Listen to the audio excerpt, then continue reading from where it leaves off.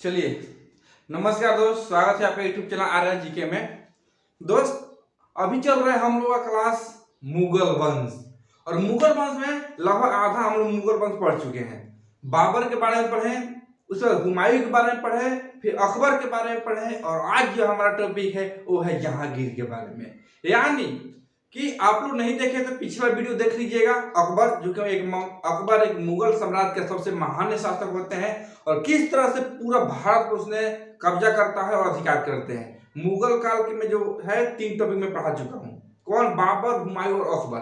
आज है जहांगीर। यानी इसका थोड़ा सा पीछे अगर रिवाइज करते हैं तो फाइनली 1605 ईस्वी में अकबर की मृत्यु हो जाती है, और जब 1605 ईस्वी में अकबर की मृत्यु होती है तो नेक्स्ट जो शासक बन के आते हैं वो वही जहांगीर आते हैं। तो आज हम लोग पढ़ेंगे जहांगीर से। तो जो दोस्त पिछला वीडियो अकबर का पार्ट 1 पार्ट 2 नहीं पार्ट 1 और पार्ट 2 दोनों है, नहीं देखे हैं तो एक बार देख लीजिए, फिर ये और अच्छा समझ में आएगा। वैसे भी तो समझ में आना ही है। तो चलिए चलते हैं अपने टॉपिक की तरफ।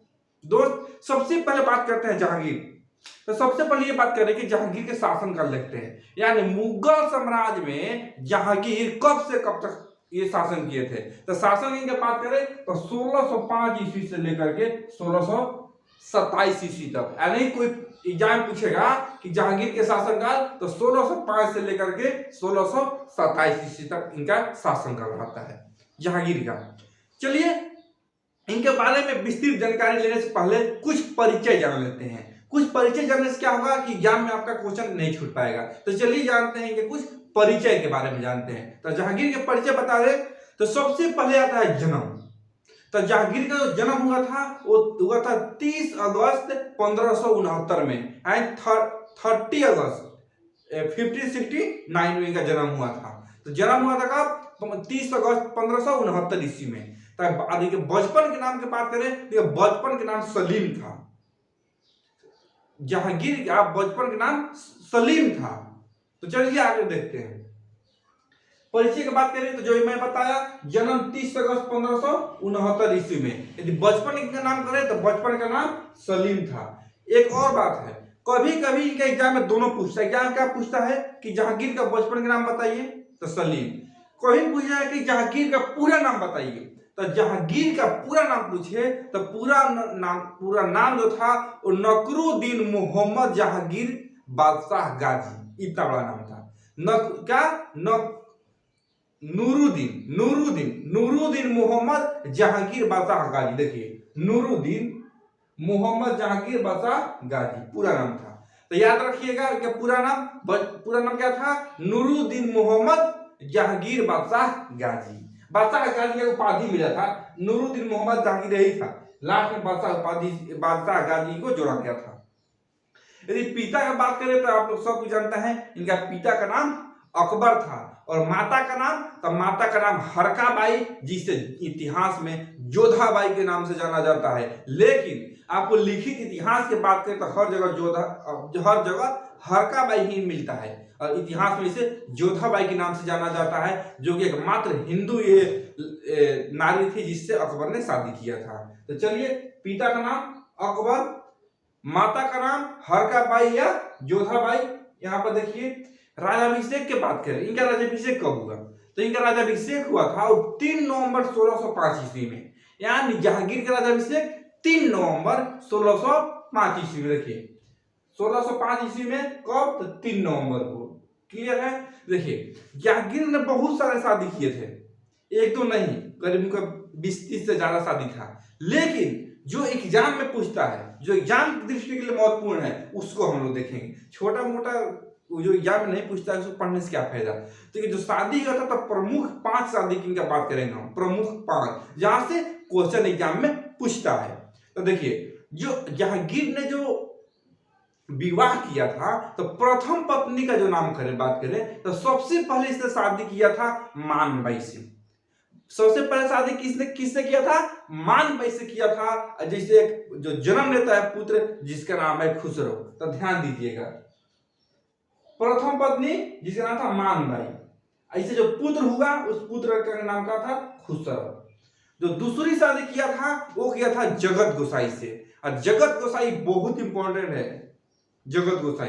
जगत गोसाई से यह जो पुत्र के जन्म लिया था उसका नाम था खुरम। तो दूसरा शादी जगत गोसाई से, जो पुत्र हुआ जगत गोसाई से उसका नाम था खुरम। और यही खुरम है, यही खुरम बंदा है जिसने आगे जाकर के इस गद्दी को संभालेगा शाहजहां के नाम से। तो हम शाहजहां के टॉपिक में अच्छा तरीके से हम लोग पढ़ेंगे। तो समझ में आ गया। दूसरी विवाह किससे? जगत गोसाई से, जिसका नाम खुरम। तीसरा शादी की बात करें तो तीसरा शादी हुआ था रुखसाना बानो से, जिसका पुत्र का नाम था, इससे जो पुत्र प्राप्ति हुआ रुखसाना बेगम से जो पुत्र प्राप्त हुआ उस पुत्र का नाम था सहयार। देखिए तीसरा विवाह रुखसाना बानो बेगम से, वो जो पुत्र हुआ उसका नाम था सहयार। और चौथी जो शादी किया था वो था सलमा बानो से, और उससे जो लड़का जो जन्म लिया उसको बोलते हैं परवेज। देखिए चौथी शादी सलमा बानो से, उसका जो लड़का था उसका नाम था परवेज। और फाइनली सबसे इंपॉर्टेंट इसका जो पूरा सत्ता में वो किया था पांचवी शादी नूरजहां से। पांचवी शादी नूरजहां से किया था। इसका जो नूरजहां से जो एक लड़की जन्म ली जिसका नाम था लाडली बेगम। तो पांचवी शादी नूरजहां से, आपको नहीं दिखाई देता तो यहाँ लिख देता हूं पांचवी। फिफ्थ शादी जो किया था नूरजहां से, नूरजहां। पांचवी शादी नूरजहां, जो एक लड़की हुई उसका नाम था लाडली बेगम। लाडली बेगम। तो क्लियर है। जहांगीर का पांचवी शादी, फिफ्थ जो शादी हुआ था किसे? नूरजहां से हुआ था, और जो नूरजहां से एक लड़की जन्म ली जिसका नाम था लाडली बेगम। तो क्लियर हो गया। तो पांचों को समझ में आ गया। देखिए जिसमें दो ही तीन इंपॉर्टेंट है। सबसे पहला वाला मान भाई वाला जिससे लड़का खुसरो था, और दूसरा इंपॉर्टेंट है जगत गोसाई जिसका जो लड़का है वो है खुरम, जो क्या शाहजहां बनता है। और पांचवा इंपॉर्टेंट है जैसे नाम, पांचवा नूरजहां से जो शादी करता है। तो याद रखिएगा, पहला शादी मान भाई, दूसरा शादी जगत गोसाई, और पांचवी करता है नूरजहां से। तीनों कभी मत भूलिएगा दोस्त, बहुत इंपॉर्टेंट है। चलिए इसका परिचय आप लोग समझ लीजिए। जन्म कब हुआ, बचपन का नाम क्या था, पूरा नाम क्या था, माता पिता, शादी विवाह, राजा अभिषेक, सभी लोग आप लोग समझ लिए। अब हम लोग चलते हैं आगे। इसके बाद एक और पूछता है क्वेश्चन, इसके जहांगीर थे कि प्रेम हुआ था जिसका नाम था अनारकली। अनारकली सिंह का प्रेम हो गया था कब? 1615 ईस्वी में, जिसका मकबरा इसने लाहौर में बनाया था। इसको भी याद रखिएगा। अनारकली से प्रेम कब हुआ? 1615 ईस्वी में। अब हम चलते हैं कि विस्तृत अब साम्राज्य के बारे में देखते हैं। जहांगीर का प्रमुख डाटा आप लोग याद कीजिएगा, एग्जाम के लिए बहुत इंपॉर्टेंट है ये डाटा, आपको यहाँ तक समझ में आया होगा। अब हम लोग जहांगीर के साम्राज्य विस्तार के बारे में जानते हैं। तो सबसे पहले के जानते हैं प्रारंभिक शासन, यानी जहांगीर ने अपने जब गद्दी को संभालते हैं तो सबसे पहले इनके साथ क्या चुनौतियां थी। तो दोस्त जब इसने गद्दी का संभाला तो खुद इनका जो लड़का था जिसका नाम था खुसरो। खुसरो कौन था? पहला जो लड़का था मान भाई के जो पुत्र था खुसरो। तो इनके प्रति अपना ही पहले घर में विद्रोह हो गया। यानी जैसे ही अपने सत्ता को जहांगीर संभालते हैं तो सबसे पहले खुसरो ने ही इनके खिलाफ विद्रोह किया। कौन किया? खुसरो ने ही अपने इनके खिलाफ विद्रोह किया, क्योंकि बहुत सारे शादी कर चुके थे। तो सोचे थे कि मेरे साथ आएगा नहीं आएगा, इस बात कौन शासक बना कौन नहीं। तो इनके खिलाफ खुद जहांगीर के खिलाफ ही इसने षड्यंत्र रचा था। कौन? खुसरो। तो सबसे पहले शासक बनते ही खुसरो के खिलाफ विद्रोह किया कब? 1606 ईस्वी में। तो सबसे पहले प्रारंभिक शासन जानते हैं। प्रारंभिक शासन में सबसे पहले खुसरो को विद्रोह पढ़ेंगे जो कि 1606 ईस्वी में। इनका लड़का ही किया था, इनके खिलाफ खुद इनका लड़का विद्रोह किया था। तो क्या हुआ? भैरावल, एक दोस्त जगह का नाम है भैरावल। तो भैरावल के मैदान में जहांगीर से संघर्ष हुआ खुसरो का। एक भैरावल जगह है, उसके मैदान में जहांगीर से संघर्ष हुआ। किया कौन? खुसरो द्वारा किया जाता है। इस युद्ध में खुसरो को इसने पराजित कर लेता है और कैद कर लिया जाता है। और कैद करने के बाद कुछ दिन में इसका आंखें निकाल लेता है। कौन? जहांगीर। और आंखें निकलवा करके कैद कर देता है। ध्यान दीजिएगा, प्रारंभिक विद्रोह खुसरो द्वारा 1606 ईस्वी में ये भैरावल के मैदान में युद्ध होता है। इस युद्ध में जहांगीर ने खुसरो को पराजित कर लेता है और अंधा बना करके पहले कैद करता है, फिर बाद में इसका आंखें निकलवा लेता है। इसके बाद उसने फिर 1621 ईस्वी में उसकी हत्या करा देता है। कौन? जहांगीर। तो अब देखिए, जब जहांगीर इसके पहले इसके पीछे जो षड्यंत्र रच रहा था इसको जहांगीर को के खिलाफ में, तो जो इसे जो सपोर्ट करने वाला था, खुसरो के जो सपोर्ट करने वाला था वो बहुत लोग सपोर्ट किया है, जैसे खास करके सिख गुरुओं ने, तो सिख गुरुओं ने इसे बहुत सपोर्ट किया। अब सिख गुरु के उस समय जो थे वो थे गुरु अर्जुन देव।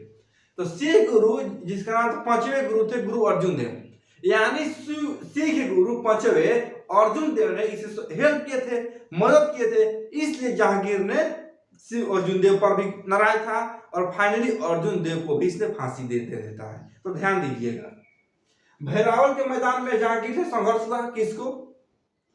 इससे लड़का खुरम से। भैरावल के मैदान में संघर्ष हुआ जहांगीर से। इसके बाद खुसरो को कैद कर लिया गया और अंधा बना दिया गया। खुसरो को क्या कैद कर लिया गया और अंधा बना करके 1621 ईस्वी में इसकी हत्या कर दी जाती है। यानी जहांगीर ने खुसरो को 1621 ईस्वी में हत्या करा दिया जाता है। जो सपोर्ट करने वाले थे गुरु अर्जुन देव, उनको फांसी दे देता है। तो पांचवें गुरु सिख गुरु अर्जुन देव थे जिनकी फांसी दे देता है। तो यहाँ तक क्लियर है। आखिर खुसरो से संघर्ष हुआ तो क्या हुआ? खुसरो पराजित हुआ, लास्ट में अंधा हुआ, लास्ट में मारा गया। जो सपोर्ट किए थे उसको भी इसने फांसी दे दिया था। क्लियर है? अब देखिए, इसके बाद यहां से जब जैसे ही छूटता है तो इसने दक्षिण विजय का अभियान चलाता है। दक्षिण भारत पर विजय का अभियान चलाता है। कौन? ये जहांगीर ने। तो जहांगीर ने क्या किया? दक्षिण भारत पर दक्षिण विजय अभियान चलाया, यानी कि दक्षिण भारत पर विजय का अभियान चला। इसमें क्या हुआ? इसने अहमदनगर का, तो एक अहमदनगर के जो शासक थे, यानी सबसे पहले इसने अहमदनगर पर फोकस किया। दक्षिण भारत में कहा? अहमदनगर पे। और अहमदनगर जो शासक थे जिसका नाम था मलिक अंबर। तो दक्षिण भारत का जो विजय अभियान चलाया तो वहां जो वजीर थे मलिक अंबर था, उसको इसने पराजित करने के लिए अपना जो दोस्त था, इसका जो लड़का था खुरम, ये जगत गोसाई जो लड़का था खुरम, इसको भेजा। यानी जहांगीर ने दक्षिण भारत में अभियान चलाया तो वहां के शासक मलिक अंबर को पराजित करने के लिए अपने लड़का खुरम को भेजा। खुरम ने जाता है और वहां पे पराजित कर देता है किसको? मलिक अंबर को। ध्यान से सुनिएगा, दक्षिण भारत पर विजय अभियान के लिए जहांगीर ने अपना लड़का खुरम को भेजता है और वहां का जो वजीर था मलिक अंबर उसको पराजित कर देता है। और जब पराजित करता है इस बात से जहांगीर बहुत खुश होता है खुरम से। और जहांगीर ने इतना खुश हुआ कि अंततः खुरम को इसने शाहजहां की उपाधि दे दी। यानी खुद जहांगीर ने ही शाहजहां की उपाधि दी खुरम को जब उसने विजयी करके आया वहां से। तो ध्यान दीजिएगा, आज कैसे क्वेश्चन पूछता है। दक्षिण विजय का अभियान, तो अहमदनगर के वजीर कौन थे? मलिक अंबर था। इसको पराजित करने के लिए खुरम द्वारा मलिक अंबर को पराजित किया गया। यानी खुरम ने मलिक अंबर को पराजित किया। देखिए, पराजित कर लिया। पराजित करने के उपलक्ष्य में जहांगीर ने खुरम को, देखिए जहांगीर ने खुरम को क्या? शाहजहां की उपाधि दी। तो क्वेश्चन बन गया, शाहजहां की उपाधि किसने दी? तो जहांगीर ने दिया। कब किया? तो तब दक्षिण भारत पर अभियान करके आ रहा था मलिक अंबर को पराजित करने के बाद। उसके बाद इसने जहांगीर ने अपने लड़का खुरम को शाहजहां की उपाधि देता है। क्लियर है? यहां तक आपको अच्छा समझ में आया होगा। अब हम लोग चलते हैं अगला हम लोग चलते हैं मेवाड़ विजय। देखिए दोस्त, मेवाड़ पर शुरू से ही संघर्ष चलता रहा, चाहे बाबर हो, इसके बाद चाहे हुमायूं हो या अकबर हो, मेवाड़ पर शुरू से ही संघर्ष चलता रहा। फाइनली उस पर अच्छा तरीका से मुगल को कब्जा हो नहीं पाया था। फाइनली जहांगीर के भी टाइम आता है तो यहाँ पर भी मेवाड़ विजय के अभियान चलाता है कौन? जहांगीर ने। तो इसमें होता क्या है, वहां की जो मेवाड़ का जब इसने विजय अभियान चलाया तो वहां जो शासक थे वो थे अमर सिंह। ध्यान दीजिएगा, मेवाड़ के विजय में मेवाड़ के शासक थे कौन थे? अमर सिंह थे। और ये अमर सिंह कौन थे भाई? ये महाराणा प्रताप के ये पुत्र थे। महाराणा प्रताप के पुत्र थे जो थे अमर सिंह। तो मेवाड़ शासक अमर सिंह थे। ये कौन थे? तो महाराणा प्रताप के पुत्र थे। तो मेवाड़ शासक अमर सिंह था।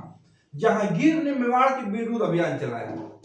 जब जहांगीर ने मेवाड़ के विरुद्ध अभियान चलाया तो उस समय शासक थे कौन? अमर सिंह। तो जहांगीर ने इसके खिलाफ अभियान चलाया।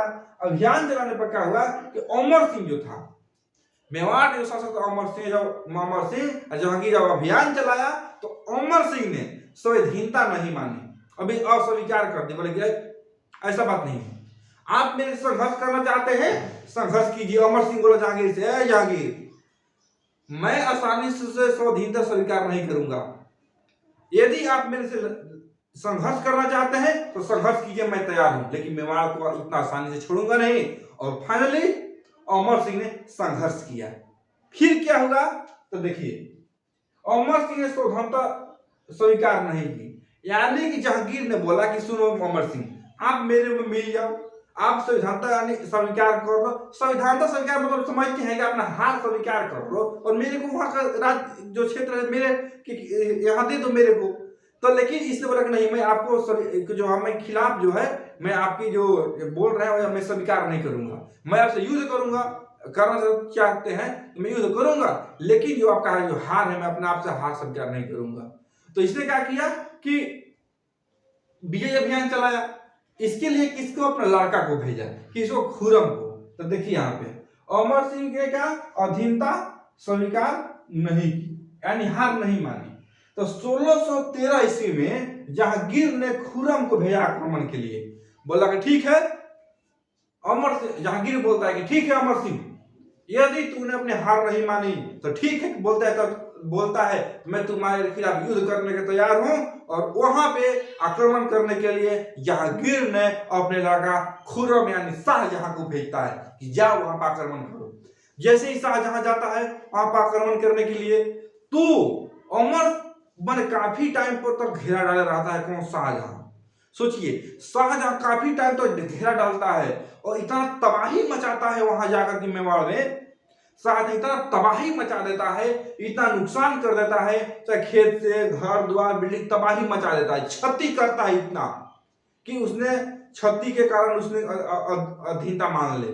लेकिन फाइनली वही होता है, जब जाता है वहां पे शाहजहां यानी खुरम, और वहां मेवाड़ पर जब जाकर जब क्षति करता है, काफी सारा नुकसान करता है, तो अमर सिंह को अंततः मुगलों की अधीनता स्वीकार करना पड़ता है। रीजन कि आप सोचिए, आप कहीं के राजा हैं, आपके जब बहुत क्षति हो रहा है तो आप क्या कीजिएगा, मजबूरन आपको मानना पड़ेगा, नहीं मानेगा तो पूरा राजपाट ऐसे ही पूरा बिखर जाएगा। तो अंततः अमर सिंह को स्वाधीनता स्वीकार करना पड़ा। और स्वीकार क्या की कि स्वीकार किए, ठीक है हार हम मानते हैं, लेकिन हार वैसे नहीं मानी, उसने संधि कर लिया। उसने क्या किया, संधि कर लिया, बोला कि खुरम रुक जाओ, नुकसान मत करो, हम तुमसे संधि कर लेते हैं। तो ठीक है कर लो संधि। तो संधि किया। संधि में क्या क्या हुआ तो ध्यान दीजिएगा,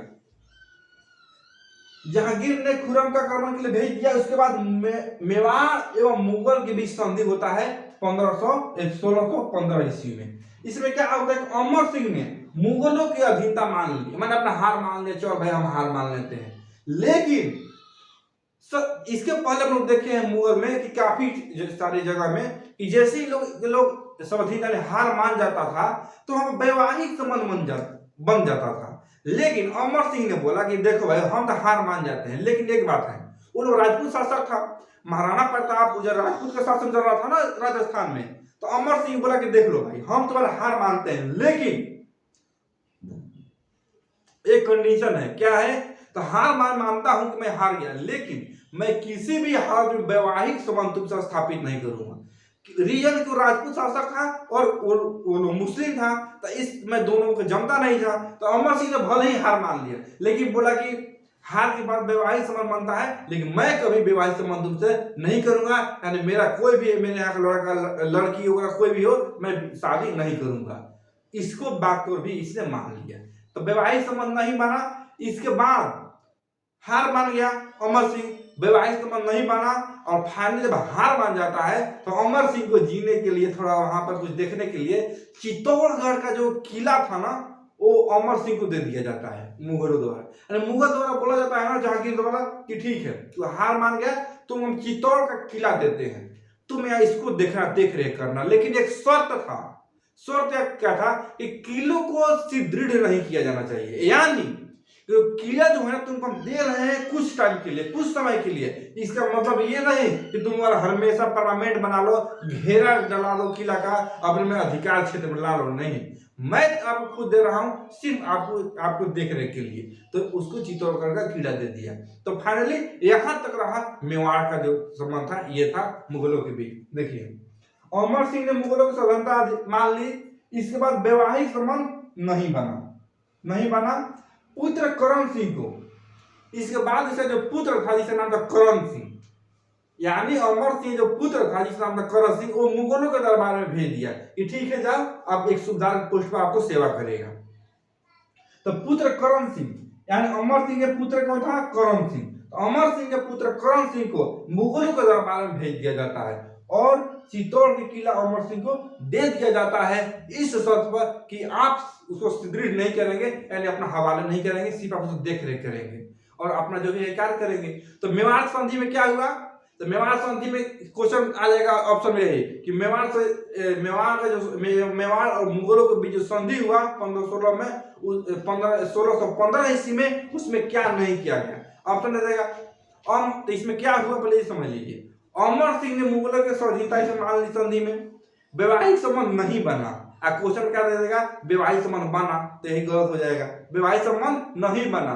पुत्र करण सिंह को मुगलों के दरबार में भेज दिया जाता है और चित्तौड़गढ़ को किला अमर सिंह को देख रेख के लिए दे दिया जाता है। तो दोस्त ये रहा इसका मतलब प्रारंभिक इसके समय जो था जहांगीर के समय संघर्ष। और मेवाड़ विजय के बाद एक बहुत ही इंटरेस्टिंग बात है कि इस विजय के बाद इससे एक लड़की से प्यार हो जाता है। किसको? जहांगीर को। कौन सी लड़की है? वो लड़की नूरजहां। आप नाम सुनो, नूरजहां। नूर मतलब क्या?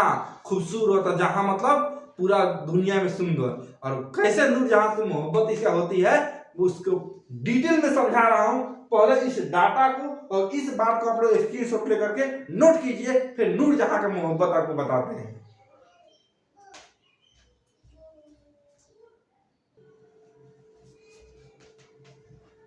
चलिए दोस्त, अब हम लोग जानते हैं कि जहांगीर और नूरजहां के बीच में वैवाहिक संबंध, कि नूरजहां से इसने कैसे इसको प्यार हुआ और कैसे विवाह हुआ नूरजहां से जहांगीर को, इसके बारे में हम लोग देखेंगे। तो देखिए इसके बारे में हम बात करें तो आपको स्टार्टिंग से मैं स्टोरी बता रहा हूं, ये समझ में आ जाएगा। देखिए एक त्योहार था, जब जहांगीर के टाइम में एक त्योहार था जिसको बोला जाता है नौरोज। तो नौरोज का त्योहार था और उस त्योहार में एक खूबसूरत एक लेडी थी, नारी खूबसूरत थी। और नौरोज का त्योहार है और पता है कैसे ही आदमी लोग त्योहार में थोड़ा अच्छा सा अपना श्रृंगार पटार लोग करता है।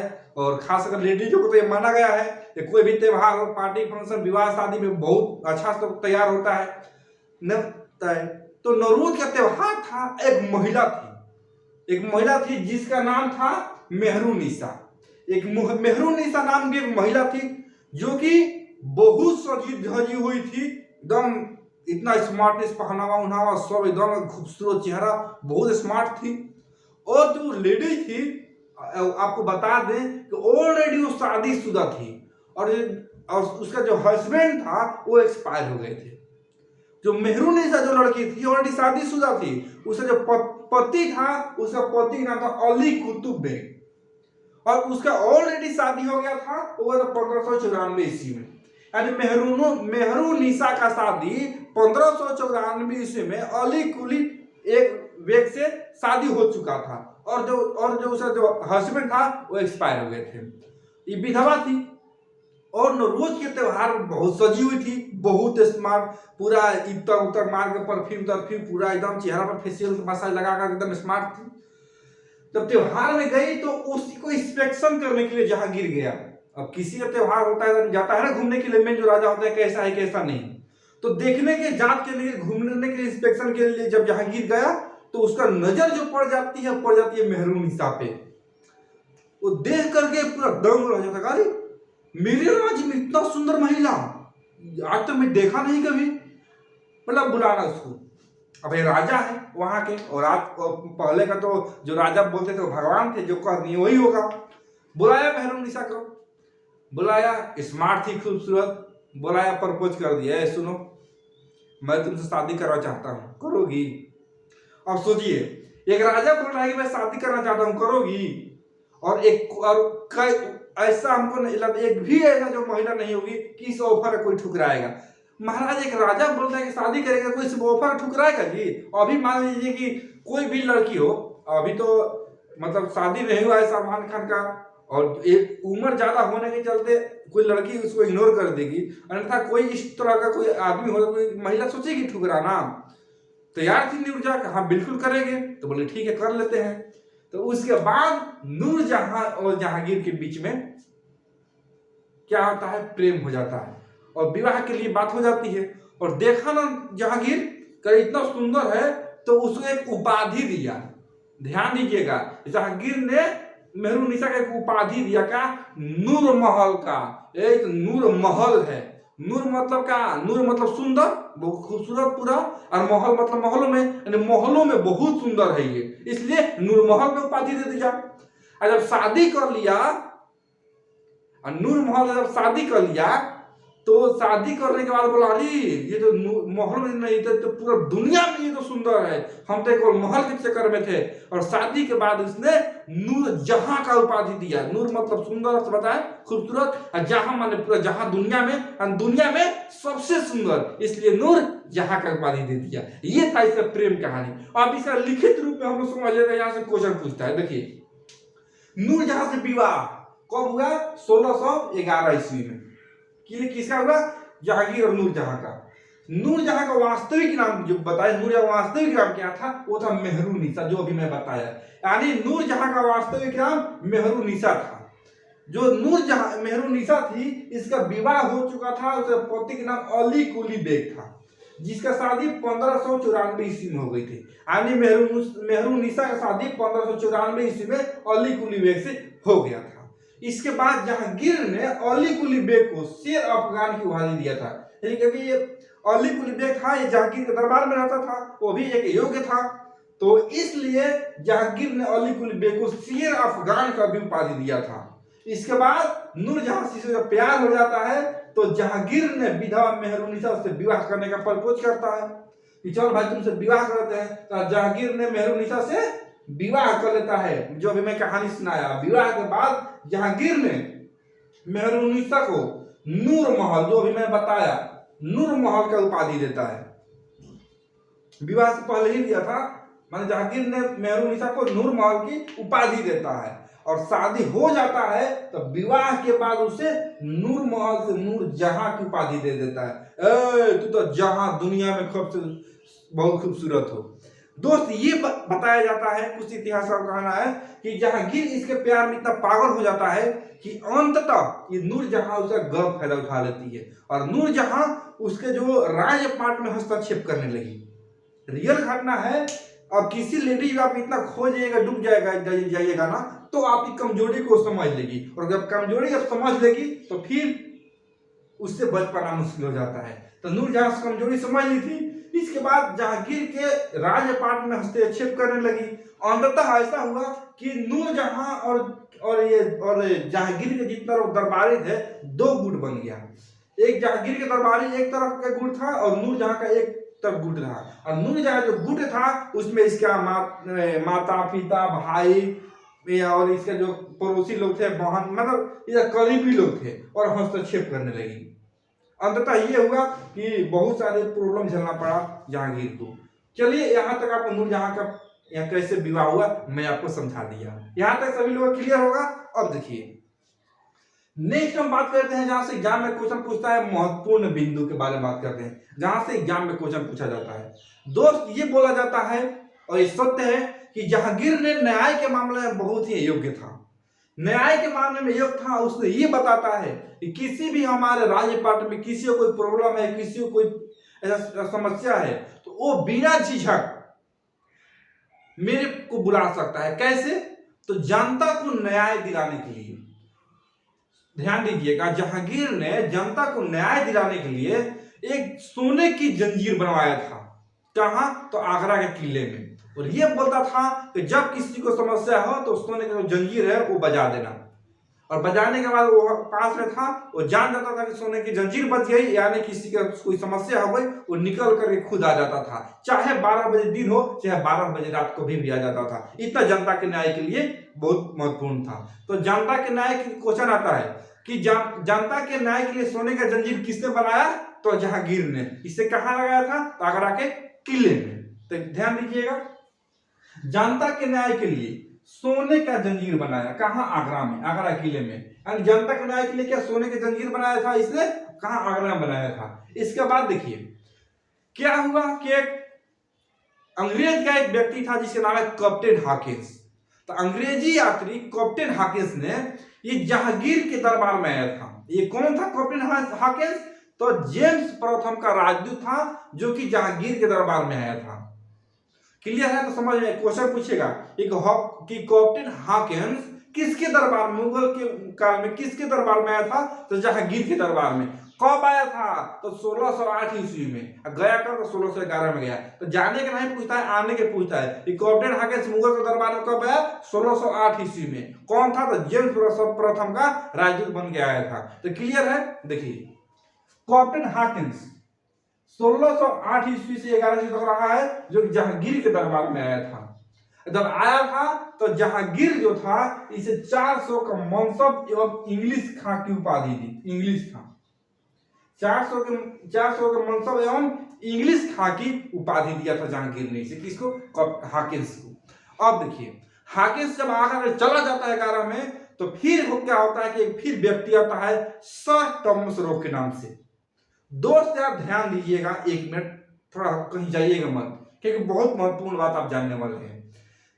मैंने क्या बताया कि कैप्टन हॉकिंस चले जाता है तो दूसरी एक अंग्रेज यात्री आता है जिसका नाम था सर टॉमस रो। कब आता है? तो 1615 ईस्वी भारत आता है। किस लिए उद्देश्य से आता है? तो भारत में एक कंपनी, एक फैक्ट्री को स्थापित करने के लिए आता है, ताकि भारत से और इंग्लैंड के बीच में व्यापारिक संबंध बन जाए।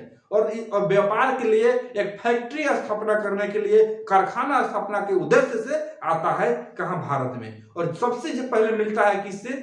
जहांगीर के दरबार में आता है जहांगीर के दरबार में 1615 ईस्वी में। और आने के बाद एक प्रस्ताव रखता है जहांगीर से, बोला कि सुनिए, मैं यहां से एक फैक्ट्री यानी कंपनी स्थापित करना चाहता हूं और व्यापार करना चाहता हूं यहां से, और आपकी अनुमति चाहिए मुझे। लेकिन जहांगीर के दिमाग में चल रहा था, शायद इसको अनुमति दे दूं तो व्यापारिक संबंध ज्यादा बढ़ जाएगा, तो मेरे लिए खतरा हो सकती है। इसलिए जहांगीर ने उसे अनुमति देने से मना कर दिया। नहीं, मैं आपको आए हैं, बस आप गेस्ट बन के आए हैं, रहिए, खाइए, पिए, घूमिए, आप जाइए, आपको कंपनी खोलने की अनुमति नहीं दिया जाएगा। अब क्या हुआ दोस्त कि देखिए, मैं आपसे क्या पता है कि हर चीज में कोई कमजोरी होती है, और जहांगीर का मेन कमजोरी थी कौन? नूरजहां। नूरजहां से प्यार करना था बहुत ज्यादा। तो सर टॉमस रो बोला कि ऐसा मैं क्यों ना करूं कि सबसे पहले नूरजहां को पटा लेता हूं। यदि नूरजहां से बात बना लेते हैं तो जहांगीर से तो बात बन ही जाएगी, क्योंकि नूरजहां से जहांगीर मानता है। तो नूरजहां से मिलना चाहा कौन? Sir Thomas Roe. और इसके पीछे बहुत सारी कहानियां बनाया हुआ है। कुछ लोग इतिहासकार की ये कहना है कि नूरजहां का कुछ पैर वगैरह में दर्द हो गया था और ठीक नहीं हो रहा था, तो इस सर टॉमस रो बोला कि मैं ठीक कर दूंगा, और वहां से कोई एक वैक्सीन वगैरह लेकर आया था और लगाया था तो इनका ठीक हो गया था। कुछ कहना में ये है, कुछ लोग का अलग अलग मतलब कहना है। कुछ लोग ये कहना है कि ये मिलने के लिए गया था कोई उद्देश्य को लेकर के, बट के जैसे भी हो उसने नूरजहां से मिला। कोई काम से जहांगीर को अपने दरबार में नहीं थे, उसके ताक में था सर टॉमस रो, अपने दरबार में नहीं थे जहांगीर। उसी टाइम जाता है इनके दरबार में और मिलता है नूरजहां से, और नूरजहां से मिल करके बातचीत करता है बहुत अच्छा से, और अपने बातों में इनको मिला लेता है और बोलता है मैं ऐसे कंपनी बनाना चाहता हूँ, कारखाना स्थापित करता हूँ, उसे जो इनकम होगा वो यहाँ के लिए फायदा है, बहुत सारी चीज बातें बोलता है, और नूरजहां उसको तैयार हो जाती है, चलिए ठीक है आपको मिल जाएगा। और जैसे ही शाम को आते हैं जहांगीर, तो जहांगीर से बोलती है वो बेचारा आया इंग्लैंड से, उसको क्यों नहीं दे रहा है अनुमति, दे दीजिए, खोलने के लिए क्या दिक्कत है, अपना व्यापार करने का क्या प्रॉब्लम है, ऐसे बोल देती है। मजबूरनवश जहांगीर को यहां से अनुमति देना पड़ता है। दोस्त, कुछ इतिहासकार को यह कहना है कि नूरजहां नहीं होती तो आज हमारा देश भारत गुलाम नहीं होता अंग्रेजों का। रीजन इसी के वजह से जब भारत में जब ब्रिटिश जब कंपनी खोली और आवागमन बढ़ने लगा, आवागमन बढ़ते बढ़ते फिर और कंपनियां बढ़ने लगी और इसके बाद धीरे धीरे अंग्रेजों ने अधिकार करना स्टार्ट कर दिया। यानी नूरजहां नहीं होती तो हमारा देश कभी गुलाम नहीं होता। यही इसी की वजह से हमारा देश गुलाम हुआ है, क्योंकि यही ने अनुमति दी थी, जहांगीर ने तो मना कर दिया था। तो चलिए हम अपने एग्जाम को देखते हैं।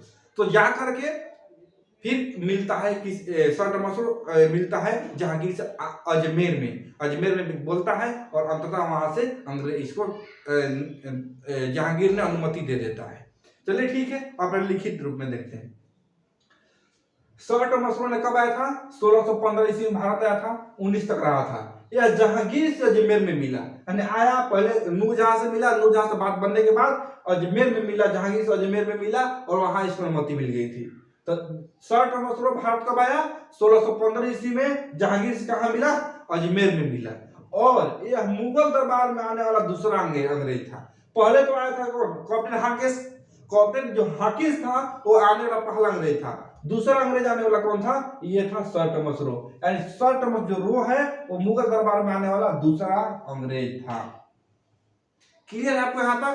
अब देखिए यहाँ तक समझ में आपको आया होगा। अब हम चलते हैं जहांगीर के समय में कला, चित्रकला, साहित्य के बारे में जानते हैं हम लोग, जहां से एग्जाम में क्वेश्चन पूछा जाता है। तो ध्यान दीजिएगा, जहांगीर के काल को बहुत सारे राइटर ने बोले हैं कि जहांगीर के काल को चित्रकला का स्वर्ण युग कहा जाता है। रीजन कि जहांगीर चित्रकला में बहुत रुचि रखता था, बहुत प्रेम रखता था और इसके लिए बहुत फेमस था। तो जहांगीर चित्रकला में मुगल में सबसे ज्यादा चित्रकारी के लिए बहुत ही प्रेमी था, इसलिए जहांगीर के काल को चित्रकला का स्वर्ण युग कहा जाता था। देखिए, जहांगीर के काल को चित्रकला का स्वर्ण युग कहा जाता है। और इतना ही नहीं, ये जो है वेरी वेरी इंपॉर्टेंट है, IMP बहुत इंपॉर्टेंट प्रश्न है कि जहांगीर के काल को चित्रकला का स्वर्ण युग कहा जाता है। बहुत इंपॉर्टेंट, खुद मेरे एग्जाम में पूछा गया क्वेश्चन है। शायद SSC के एग्जाम में बैठा था, शायद 14-15 की बात है, उसमें ये पूछा गया था कि चित्रकला का स्वर्ण युग किसके काल कहा जाता है, तो किसके समय कहा जाता है। तो ऑप्शन था अकबर, बाबर, हुमायूं, जहांगीर, ऐसे ऑप्शन था। तो ये था जहांगीर। जहांगीर के काल को चित्रकला का स्वर्ण युग कहा जाता है। क्लियर है? अब देखिए इसके बाद क्या हुआ, इसके दरबार में बहुत सारे लोग चित्रकार थे जो फेमस थे, उनको मैं बता रहा हूं। एक मंसूर नाम के चित्रकार थे जो कि पक्षी के चित्रकारी करने के लिए बहुत विशेष थे। चित्रकार पक्षी के लिए बहुत किया जाता था, माने जो पक्षी की चित्रकारी होती थी वो मंसूर द्वारा किया जाता था। और मंसूर को नादिर उल के नाम से जाना जाता था उनको। दूसरा जो चित्रकार था वो था अबुल हसन, वो व्यक्ति की चित्रकारी के लिए प्रसिद्ध था। तो क्वेश्चन पूछा जाता है ये कि मंसूर किस चित्रकारी के लिए प्रसिद्ध था? आएगा व्यक्ति, पक्षी, पशु और दे देगा जैसे कि पौधा, फल, ऐसे दे देगा। तो जो मंसूर था वो पक्षी के लिए प्रसिद्ध था। देखिए ध्यान से, मंसूर जो व्यक्ति था ये पक्षी के लिए विशेषज्ञ था, पक्षी चित्रकारी के लिए। और जो अब्दुल जो हसन था ये व्यक्ति चित्रकारी के लिए प्रसिद्ध था। दोस्त एक बात और बता रहा हूं, जहांगीर को यह मानना था इतना चित्रकारी के लिए विशेष था, बोलता था कि कोई एक जो मनुष्य के जो कोई व्यक्ति का चित्रकारी हुआ है और मेरे दरबार में जो चित्रकारी किया गया है, तो एक व्यक्ति का चित्रकारी 5 चित्रकार मिलकर ही बनाए ना, कोई हाथ, कोई पैर, कोई सर, ऐसे बना दिया। तो बोलता था जहांगीर कि मैं बता सकता हूं कि कौन सा चित्रकारी किसके द्वारा किया गया है बनाने के बाद। सोचिए कितना प्रेम था उसको। समझ में आया ना? यानी जहांगीर बोलता था कि कोई भी चित्र बना दो और 4-5 को चित्रकार मिलकर बनाए, कोई पैर, कोई हाथ ऐसे बना दिया, कोई सर वगैरह ऐसे, तो मैं बता दूंगा कि हाथ कौन चित्रकार बनाया है, पैर किसने बनाया है। इतना उसको चित्रकार से मोहब्बत था जहांगीर को। क्लियर है? अब देखिए यहां तक समझ में आ गया। अब बात है जो नूरजहां थी, नूरजहां ने इसने मकबरा का निर्माण कराया था। नूरजहां ने एक मकबरा का निर्माण किया, कौन सा? इबादत उल दौला का मकबरा का निर्माण कराई थी नूरजहां ने। तो क्वेश्चन पूछता है इत्माद उल दौला का मकबरा का निर्माण किसने कराया? ये नूरजहां ने कराया था। इसके बाद जहांगीर का मकबरा जो है वो भी पूछा कहाँ है, तो जहांगीर के मरने के बाद शाहदरा में इसको दफनाया गया, जो कि लाहौर में इसकी मकबरा स्थित है। तो ध्यान दीजिएगा, नूरजहां ने इत्माद उल दौला का मकबरा का निर्माण कराया था, और ये कहाँ, आगरा में करवाई थी। नूरजहां ने इत्माद उल दौला का मकबरा का निर्माण आगरा में कराई थी। और ये जो इत्माद उल दौला का मकबरा था, ये पूर्णतः व्हाइट कलर का संगमरमर से बना हुआ था। ये पूर्णतः सफेद संगमरमर से ये बना हुआ था। क्लियर है।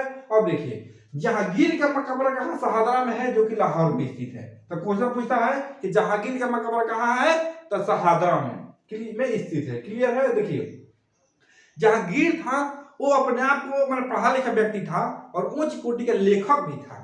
पढ़ा लिखा व्यक्ति था जहांगीर, और अपने लिखना भी जानता था, लिखने का काम करता था। तो क्वेश्चन इसके क्रम में जहांगीर ने अपने एक आत्मकथा लिखी, जिसका नाम था तुजुक-ए-जहांगीरी।